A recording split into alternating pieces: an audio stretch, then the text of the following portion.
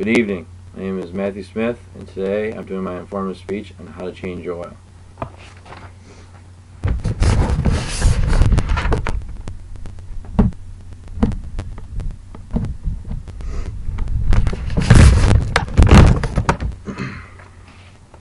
Before you actually start changing oil in your car, you're going to want to gather all the required materials and tools needed in order to complete the job successfully. Depending on your experience, this task can take up to 15 minutes to an hour. The tools required for the job are safety glasses, shop towels, a wrench for your drain plug, oil filter wrench, a funnel for the new oil, and for materials, you're going to want to get the right oil for your car. You're going to want to match the viscosity of the oil to your engine. You can find this information in an owner's manual like this one. You're also going to need an oil filter, a new oil filter, and a drain plug washer, but it depends on the application. Some drain plugs have permanent washers. Now let's get started, shall we? First, you're going to want to safely raise and secure the vehicle in the air by using a hand jack, 2 jack stands, ramps, or if you have access to a hydraulic car lift. This all depends on what you have and the ground clearance of your vehicle. This step is not always necessary. Next, you're going to want to locate the car's oil pan, which is under the engine, slightly behind the radiator. You're going to want to unbolt the radiator from it using a wrench like this. You're going to want to find the right size too. And while the oil is draining, you're going to want to drain it into an oil container that you place underneath the car. Depending on the angle of the drain plug it's facing, you're going to want to adjust accordingly. Next, once the oil is completely drained from the engine, you're going to replace the oil plug, put it back on with the washer if need be.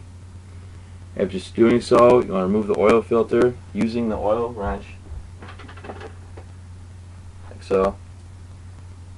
You're going to move it to the left, and until it comes off. Once it comes off, you're going to want to make sure that the oil seal around the oil filter has come off with it. A double stack of O-rings won't create a seal, and newly added oil that you put in your engine will bump out all over the ground.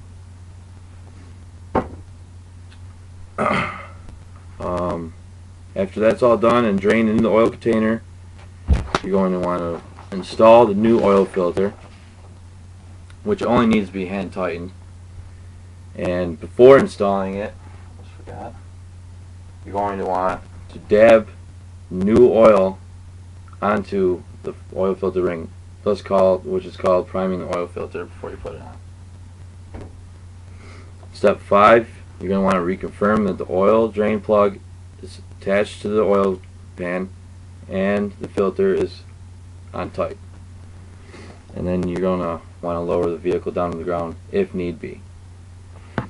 Once the vehicle is back on the ground, you're going to want to locate the oil cap, which is at the top of the engine, and add the proper amount of oil using the funnel and adding the oil.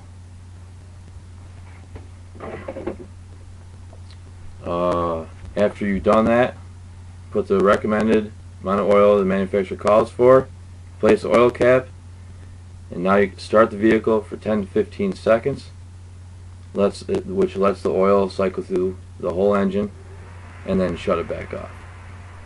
And then go back to the engine compartment, locate your oil dipstick, remove it from wherever it's in, and continue checking your oil level until it indicates that it's full and the oil is up on the full hash marks of the dipstick. The oil change in your vehicle is now complete, and at this point you should know how to change your oil in your car successfully.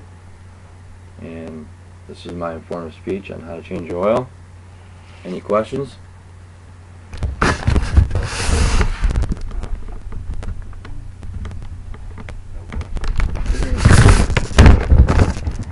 Thank you. Have a nice day.